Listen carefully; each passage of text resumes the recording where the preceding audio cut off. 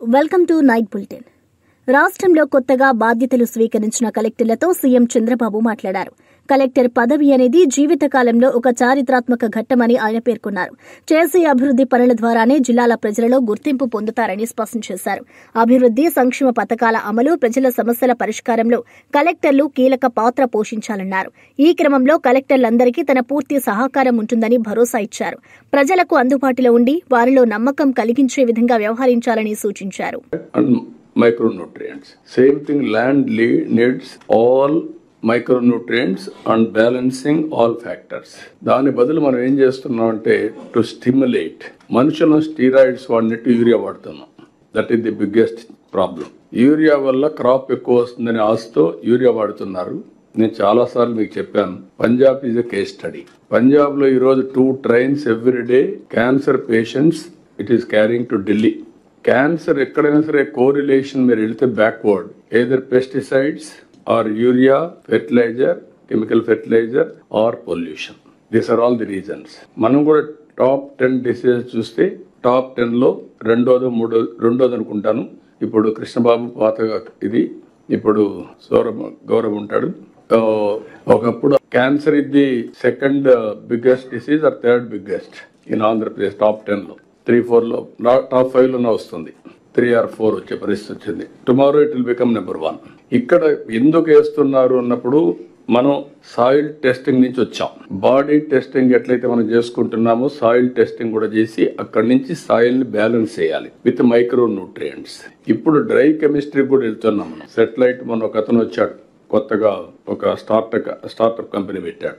Is doing extremely well. మనం కూడా సెటిలైట్కి వెళ్తున్నాం. వచ్చినప్పుడు మీరు కానీ ఇది కానీ బ్యాలెన్స్ చేస్తే చాలా వరకు మనకు ఇబ్బంది లేకుండా పోతుంది. స్టిమ్యులేట్ చేయడానికి వాడాలి తప్ప అది సప్లిమెంటేషన్ ఎరువు కాదు, మైక్రో న్యూట్రియంట్స్ కాదు. ఈ విషయం మీరు గుర్తుపెట్టుకోండి. ఇప్పుడు అది రాసుకుంటాం మేము. నెక్స్ట్ ఇయర్ నుంచి ఎంత వరకు అవసరమో ఇట్ ఈస్ ఏదో కొద్దిగా ఇస్తున్నాను కాదు, సాయిల్ ఫెర్టిలిటీని బట్టి, డెఫిషియన్సీస్ బట్టి మైక్రో న్యూట్రియంట్స్ సప్లిమెంట్ చేయాలి. ఇక్కడ వచ్చింది అంటే ఫార్మర్స్ అది చేయడం లేదు. దానివల్ల ఏమవుతుందంటే సాయిల్ మొత్తం డిట్రేట్ అయిపోతా ఉంది.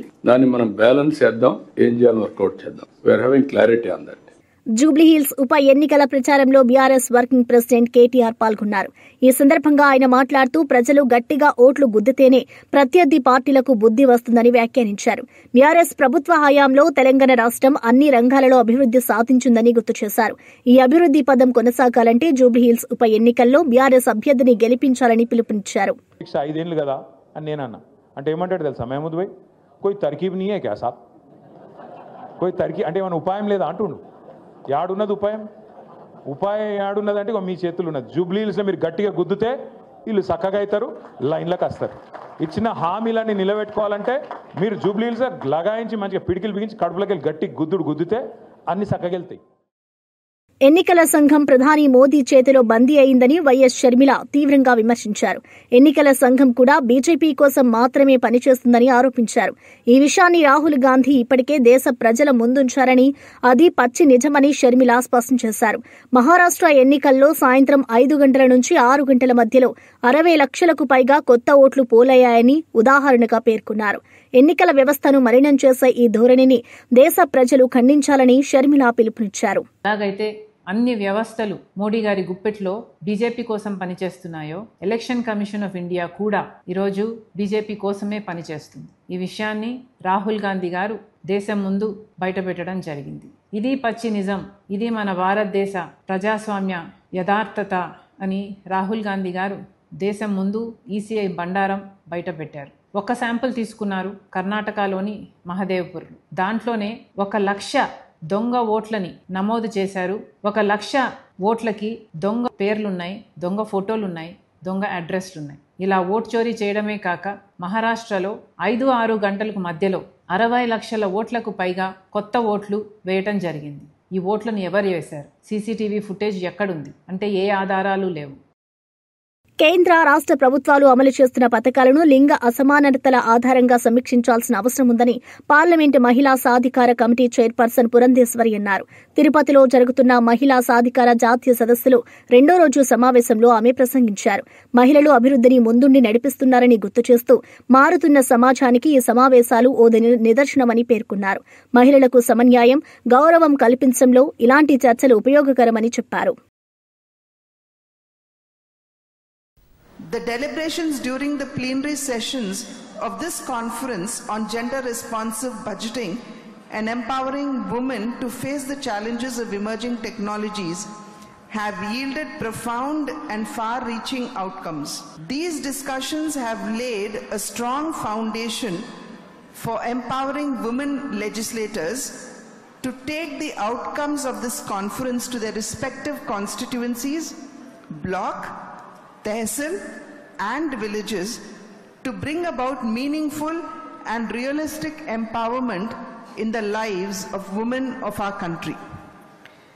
We unanimously resolve the following on gender responsive budgeting: to apply a gender lens to policy formulation, planning, allocation, execution and audit. Ensure that every ministry and department evaluates its schemes for gender impact, not just those labeled as women-centric schemes. I hope you get the essence of it. It means not only the women-centric schemes, but all the schemes which are being implemented by states would have to be reviewed through a gender lens. BRS పార్టీని వదిలి వెళ్లిపోయిన ఫిరాయింపు ఎమ్మెల్యేలపై మాజీ మంత్రి MLA Jagadish Reddy తీవ్రంగా విమర్శించారు. ఫిరాయింపు ఎమ్మెల్యేలు చాలా తెలివిగా వ్యవహరిస్తున్నామని అనుకుంటున్నారని ఎద్దేవా చేశారు. బీఆర్ఎస్ పార్టీలో ఉంటే కాంగ్రెస్ నాయకులతో ఎందుకు ప్రచారాల్లో తిరుగుతున్నారని ప్రశ్నించారు. వారితో దిగిన ఫోటోలను పోస్టర్లుగా ఎందుకు ఉపయోగిస్తున్నారని ప్రశ్నించారు. ఫిరాయింపు ఎమ్మెల్యేలు ఇప్పుడు కొన ఊపిరితో వెంటిలేటర్ మీద బ్రతకాలనే పరిస్థితిలో ఉన్నారని వ్యాఖ్యానించారు. స్థానిక సంస్థల ఎన్నికల్లో కాంగ్రెస్ పార్టీ జెండా ఎగరేద్దాం, ఇది కూడా తప్పేనా? మీడియా తప్ప? మొత్తం ఒక్కరంటే ఏదైనా పొరపాడొచ్చు, పొరపాట్లు వినొచ్చు. ఎదురుగా మొత్తం మీడియా ప్రతినిధులు తప్పే విన్నారు, ప్రజలు తప్పే విన్నారు. ఆయన మాటలు ఏమైనా AI ద్వారా ఇట్లా మార్చి ఆయన బీఆర్ఎస్ పార్టీని గెలిపిద్దామంటే కాంగ్రెస్ పార్టీని గెలిపిద్దాం అన్నట్టుగా వచ్చేటట్టు చేశారు. ఎవరైనా మాయ చేసి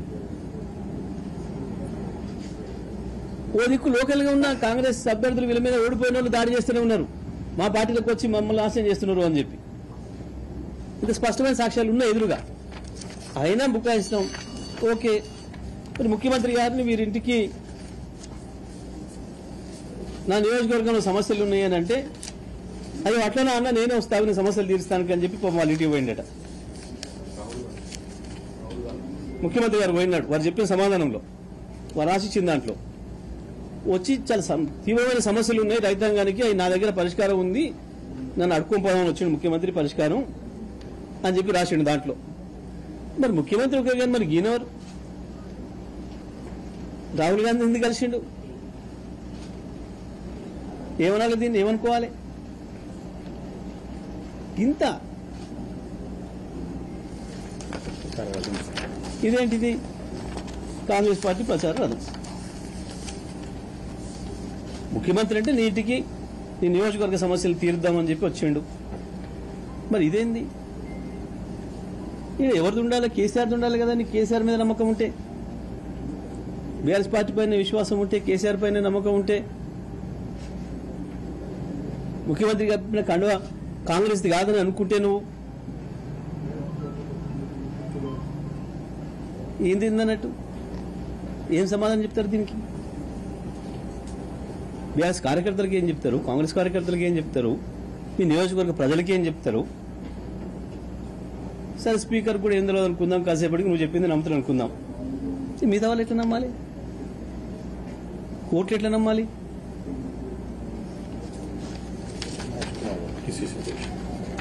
మరి వారిని అంటే అభివృద్ధి కలుస్తుంది, వీరిని ఎందుకు కలుస్తుంది? PCC ప్రెసిడెంట్ అయినాక మహేష్ కుమార్ గౌడ్ని కలిసి అభినందనలు చెప్పిన ముచ్చట. ఇది కృష్ణమోహన్ రెడ్డిది, డాక్టర్ సంజయ్, ఇది సంజయ్ డాక్టర్ సంజయ్ పాపం ఇంకా చాలా ఆయన ఇచ్చిన దాంట్లో ఇన్ని అభివృద్ధి పనుల కొరకు నేను అడిగినా అని చెప్పి దాని కొరకు మాత్రమే పోయినా సడన్ గా కండవ కప్పిండు ముఖ్యమంత్రి. నాకు తెలియదు అది కాంగ్రెస్ కండవ అని నేను అనుకోలే అని చెప్పి అమాయకంగా రాసిండల్లా. మరి గిదేనిది నవ తెలంగాణ పేపర్లో అడ్వర్టైజ్మెంట్.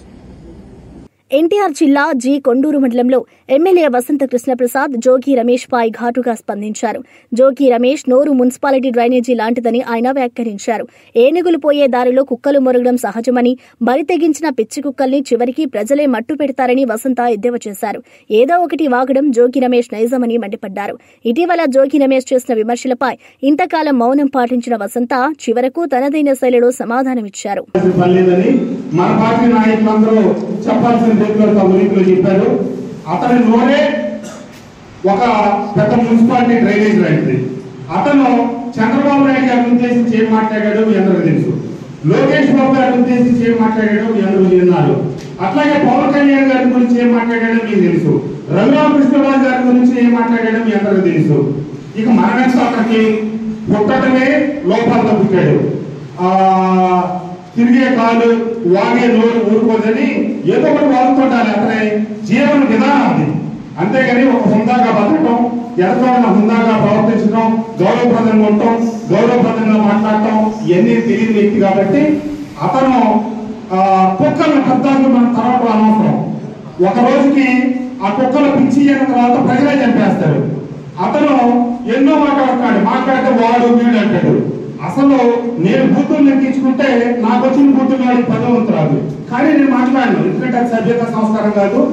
ప్రజలు న్యాయ నిర్ణయం. నేను మైలవరంలో తొలిసారి పోటీ చేస్తే మీ అందరి ఆశీస్సుల దీవెనతో 12,700 మెజార్టీతో గెలిచారు. రెండోసారి పోటీ చేస్తే 43,000 గెలిచారు. అతను ఒకసారి గెలిచిన తర్వాత రెండోసారి అక్కడ పోటీ చేయలేదు. సరే, మూడోసారి పోటీ చేసిన తర్వాత 4వసారి పోటీ చేయాల. నేను ఈ నియోజకవర్గ చరిత్రలో అత్యధిక మెజారిటీతో గెలిస్తే అతను జిల్లాలో అత్యధిక తేడాతో ఓడిపోయిన వ్యక్తి కాబట్టి అతను ప్రజలే సమాధానం చెప్పాడు. ప్రజాస్వామ్యంలో వ్యక్తిగత దోషంలో ఒక స్థాయి తెలిసారిన తర్వాత ఎన్ని మాట్లాడుకుందాం. కాబట్టి మనం వాళ్ళు వాళ్ళ కర్మ నిర్మాణాత్మకమైన ప్రతిపక్షం ఉంటే వాళ్ళతో కలిసి పనిచేయచ్చు. మన నియోజకవర్గం మంచి ఏంటి, చెడు ఏంటి, భవిష్యత్తు ఏంటి, మన బిడ్డల భవిష్యత్తు ఏంటని ఎంతో కార్యాచరణ చేయొచ్చు. ఆ రకమైన స్థితిగతులు ఉన్నటువంటి వ్యక్తి కాదు కాబట్టి మన పని మందే, అతని పని అతనిదే. కాబట్టి వాటి ఏంటి మనం అందరం పెదరం. మన నాయకులందరూ చెప్పాల్సిన రీతిలో బుద్ధి చెప్పారు. అయినా సిగ్గులేని జన్మలు, సిగ్గులేని బతుకులు, సిగ్గులేని జీవితాలు, సొంత సామాజిక వర్గం. నేను చివరి దేశంలో రాజకీయాల్లో వైసీపీ నుంచి ఇక పక్కకు వచ్చేసి పోటీ చేయడంలో రాజకీయాలకు దూరం అవుతాను పక్కకు జరిగిన టైంలో ఇక్కడ షిఫ్ట్ ఆపరేటర్ పోస్టులు ఒక్కొక్కటి 6 లక్షల చొప్పున అమ్మాడు స్వయంగా డబ్బులు తీసుకొని. పెద్ద ఆయన నరసింహరావు గారు వాళ్ళు ఒకరు నా దగ్గర తీసుకొచ్చాడు. ఇంకోటి ఎందుకంటే నేను ఒక ఎమ్మెల్యేగా ఉండి నా నియోజకవర్గంలో నేను పెట్టిన మనుషులను తీపిచ్చేసి 6 లక్షల వంతులు డబ్బులు తీసుకొని వాళ్ళు నా పోస్టులో పెడితే ఆ పీకేసిన తర్వాత ఇంకోటి పాపం మనవాళ్ళే 6 లక్షలు డబ్బులు ఇచ్చారు, ఉద్యోగం వచ్చింది కదా అని. మరి ఈ రోజున ఉద్యోగం పోయింది, డబ్బులు పోయిందంటే. మూసీ డెవలప్మెంట్ హైడ్రా పేరుతో ప్రభుత్వం ప్రజల జీవితాలతో ఆటలు ఆడుతుందని బీఆర్ఎస్ నాయకుడు పట్టోళ్ల కార్తిక్ రెడ్డి ఆరోపించారు. ఈ పరిస్థితులపై ఎమ్మెల్యే ప్రకాష్ గౌడ్ ఎలాంటి స్పందన చూపకపోవడాన్ని ఆయన తీవ్రంగా ప్రశ్నించారు. ప్రజలు కూడా ఆయన పార్టీ మారింది నియోజకవర్గం కోసం కాదని, తన ఆస్తులను కాపాడుకోవడానికే వెళ్లారని కోడై కూస్తున్నారని వ్యాఖ్యానించారు. పార్టీ మారిన తర్వాత నియోజకవర్గానికి చేసిన అభివృద్ధి ఏంటో ఇప్పటికైనా స్పష్టంగా చెప్పాలని కార్తిక్ రెడ్డి డిమాండ్ చేశారు. ఈరోజు రాయన్న నియోజకవర్గంలో ఉన్న ప్రజలు ఉన్నారు. ఏమైనా అభివృద్ధి జరిగిందా గొప్పగా అంటే ఈరోజు ఎటువంటి అభివృద్ధి లేదు. మనకు నష్టం జరిగింది. మెట్రో క్యాన్సిల్ చేయడం, మన మున్సిపాలిటీలో డబ్బులు తీసుకుపోవడం, మన దగ్గర ఉన్న 111 జియో విషయం మాట్లాడకపోవడం, అన్నిటికన్నా విచిత్రం ఏంటంటే ఇక్కడున్న హైడ్రా, ఇక్కడున్న మూసీ డెవలప్మెంట్ ఈ పేర్లతో మన ప్రాంత ప్రజల యొక్క జీవితాలతో ఆడుకుంటుంది కాంగ్రెస్ పార్టీ. ముఖ్యమంత్రి మన ఎమ్మెల్యే గారు అసలు ఒక డమ్మీలాగా నిలిపోయాడు. ఎవరైనా హైడ్రా బాధితుల్లో లేకపోతే మూసీ బాధితులు అని ఇంటికి పోతే నేనేం చేయలేనని చేతులు ఎత్తిన సంఘటనలు చాలా ఉన్నాయి మన దగ్గర. మళ్ళీ మీరు ఎందుకున్నారు, ఎందుకు పోయినరు అంటున్నారు, ఎవరి కోసం పోయింది? ఈ విషయాలు అడిగితే మాత్రం మా నియోజకవర్గం ప్రజలు స్పష్టంగా విషయం చెప్తారు. మన కోసం ఏం పోలేదన్నా, మన కోసం మన అవసరాల కోసం ఏం పోలేదు ఎమ్మెల్యే గారు. ఆయన వ్యక్తిగత అవసరాలు చాలా ఉన్నాయి కాబట్టి రాష్ట్రంలో వైద్య విద్యను పేద మధ్యతరగతికి చేరువ చేస్తూ 17 మెడికల్ కాలేజీలు ఏర్పాటు చేసిన వైఎస్ జగన్మోహన్ రెడ్డి కృషిని కూటమి నేతలు గుర్తించడం లేదని వైఎస్సార్ కాంగ్రెస్ పార్టీ ఉమ్మడి చిత్తూరు జిల్లా అధ్యక్షుడు భూమన కరుణాకర్ రెడ్డి విమర్శించారు. ప్రభుత్వ మెడికల్ కాలేజీలను ప్రైవేటుకు అప్పగించాలనే నిర్ణయంపై ప్రజా సంఘాలు బగ్గుమంటున్నాయని గుర్తు చేశారు.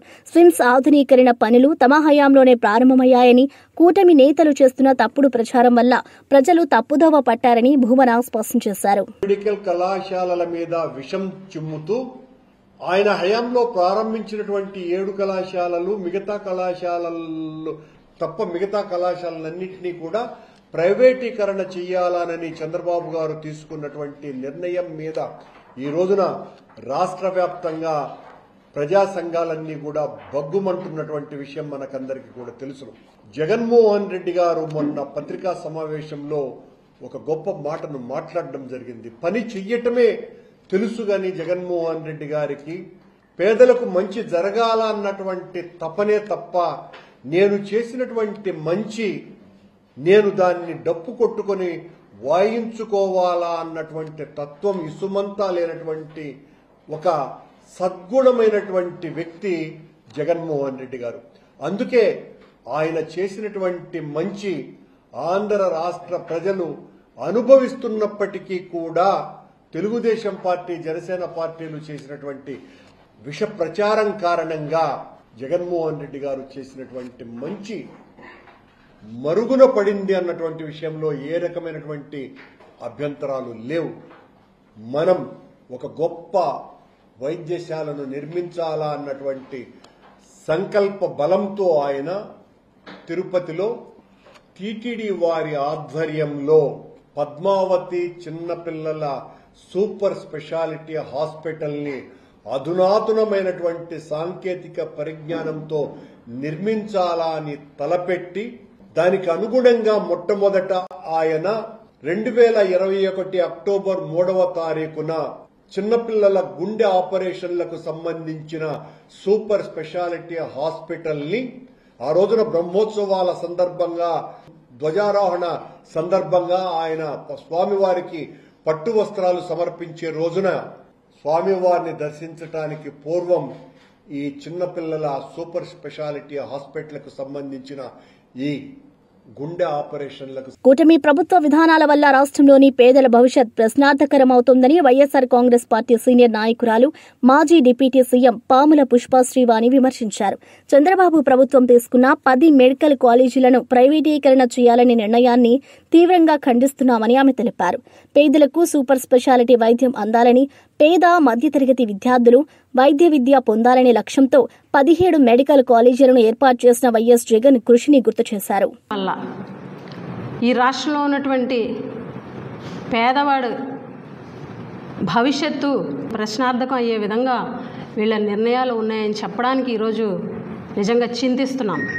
ఎందుకనంటే ఈరోజు ఈ కూటమి ప్రభుత్వంలో రీసెంట్గా తీసుకున్నటువంటి నిర్ణయం ఏదైతే ఉందో మెడికల్ కాలేజీలను ప్రైవేటీకరణ చేస్తున్నామని చెప్పేసి తీసుకున్నటువంటి నిర్ణయం ఏదైతే ఉందో 10 మెడికల్ కాలేజీలను ప్రైవేటైజేషన్ చేస్తున్నామని చెప్పేసి క్యాబినెట్లో తీసుకున్నటువంటి నిర్ణయాన్ని తీవ్రంగా ఖండిస్తున్నాము. ఎందుకనంటే గత ముఖ్యమంత్రి వైఎస్ జగన్మోహన్ రెడ్డి గారు ఎంతో విజన్ తోటి పేద ప్రజలకు మంచి సూపర్ స్పెషాలిటీ సేవలు అందించాలని, పేదవాడి ఆరోగ్యం మెరుగుపరచాలని, ప్రతి పేదవాళ్ళు మధ్యతరగతి విద్యార్థులు వైద్య విద్యను పొందాలని చెప్పేసి ఈ రాష్ట్రంలో ఎంతో ముందు చూపుతోటి భావితరాల కోసం భవిష్యత్తు కోసం 17 మెడికల్ కాలేజీలను జగన్మోహన్ రెడ్డి గారి ప్రభుత్వంలో శాంక్షన్ చేయడం జరిగింది.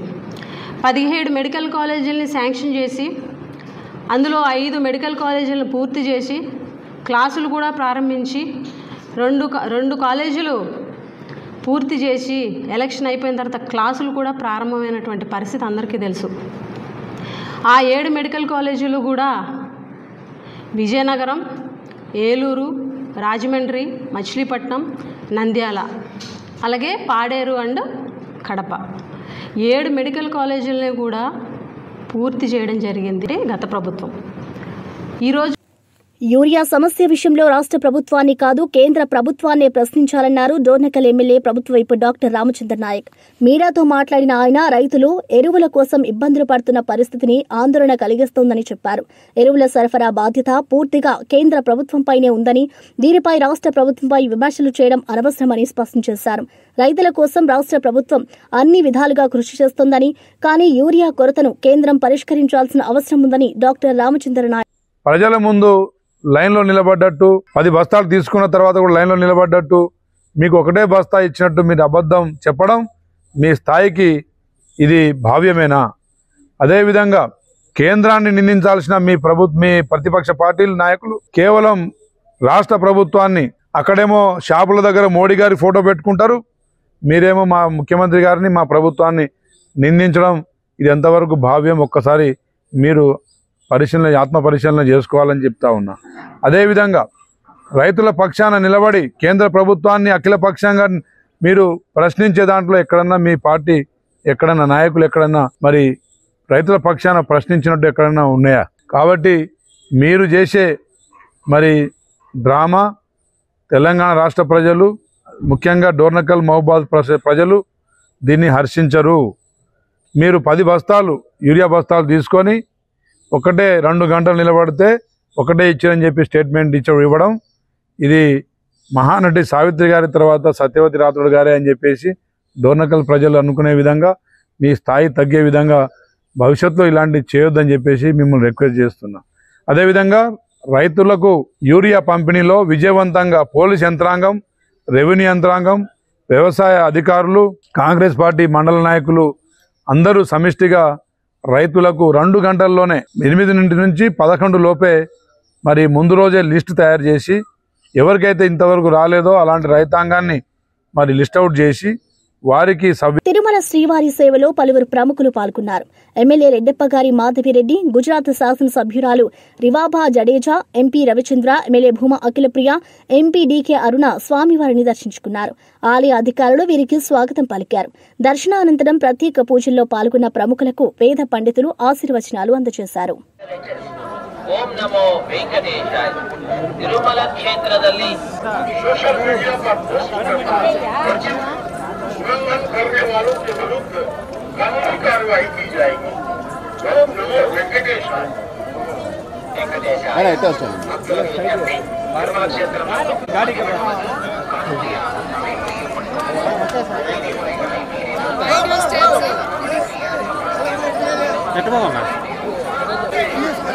सीधा आ जाओ मैडम, सीधा.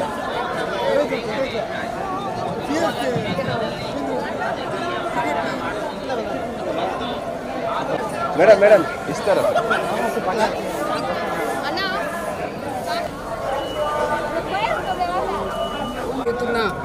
ఈ విమెన్ ఎంపవర్మెంట్ కమిటీ ఏదైతే దేశవ్యాప్తంగా కూడా అందరూ కూడా మహిళలందరూ వచ్చి ఆ తిరుపతిలో మీటింగ్ జరుపుకోవడం, మరి తిరుపతికి వచ్చిన వాళ్ళు తప్పకుండా ఈ ప్రాంతానికి వచ్చిన వాళ్ళు తిరుమల దర్శనం చేసుకోకుండా, శ్రీవారి దర్శనం చేసుకోకుండా వెళ్ళేది ఉండదు.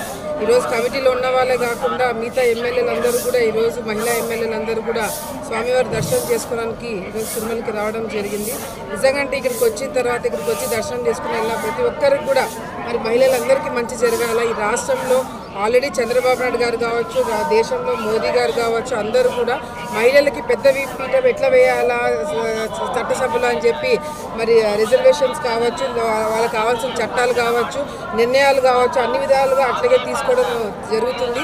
ఈరోజు మహిళలకు కూడా మన రాష్ట్రంలో ఉచిత బస్సు కావచ్చు, గ్యాస్ సిలిండర్లు కావచ్చు. రాష్ట్రానికి త్వరలో భారీ పెట్టుబడులు రానున్నాయని మంత్రి కొండపల్లి శ్రీనివాస్ వెల్లడించారు. ఈ నెల 2వ తేదీ నుంచి 9వ తేదీ వరకు దావోస్లో జరిగిన గ్లోబల్ సమ్మిట్లో పాల్గొని ప్రపంచ దేశాల ప్రతినిధులను ఆకట్టుకున్నట్లు తెలిపారు. జర్మనీలోని ఫ్రాంక్ఫర్ట్లో జరిగిన సదస్సులో కూడా రాష్ట్రానికి అనుకూల ఫలితాలు వచ్చాయని చెప్పారు. నవంబర్ 14, 15 విశాఖలో జరగనున్న గ్లోబల్ సమ్మిట్లో మరిన్ని పెట్టుబడులను ఆకర్షించేందుకు ప్రత్యేక కృషి చేస్తున్నామని మంత్రి శ్రీనివాస్ స్పష్టం చేశారు.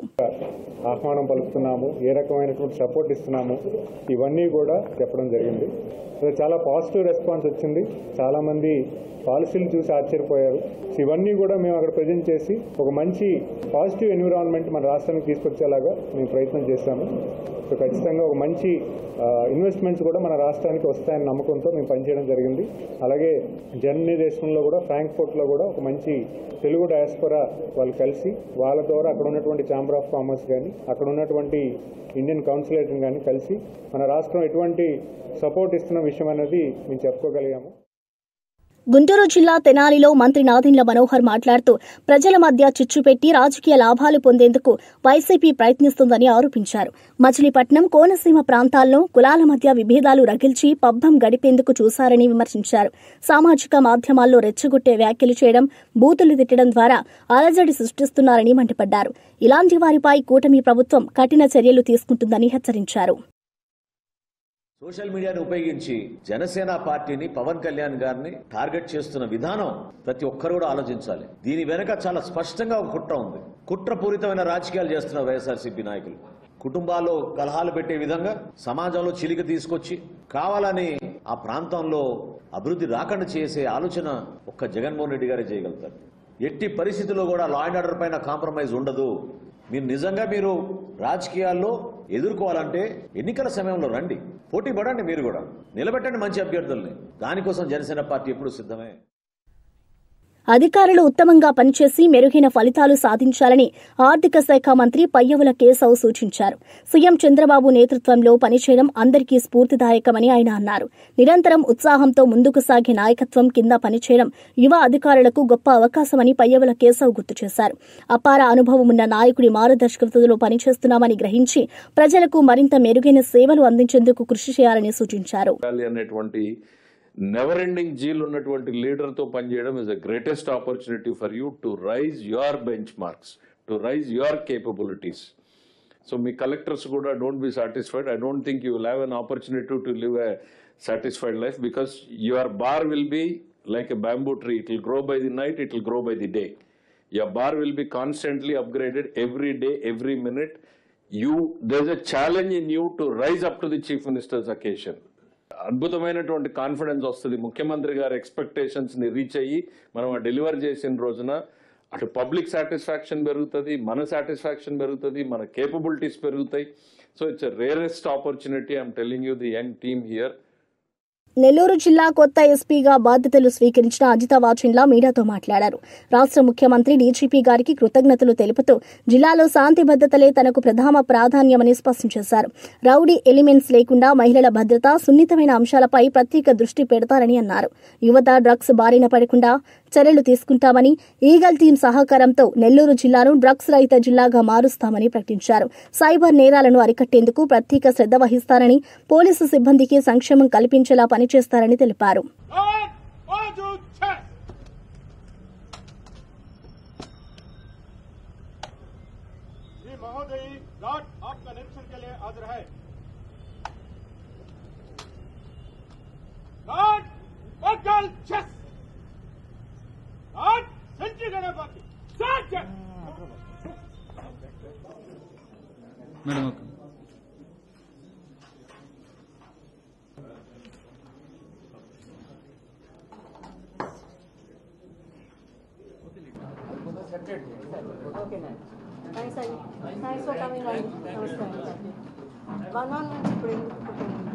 C20 పబ్లిక్ న్యూసెన్స్ క్రియేట్ చేయడం కానీ, ప్రాపర్టీ డిస్ప్యూట్స్ కానీ క్రియేట్ అయ్యేటప్పుడు ఆబ్వియస్లీ నేను ఎస్పీ నెల్లూరుగా ఛార్జ్ తీసుకోవడం జరిగింది.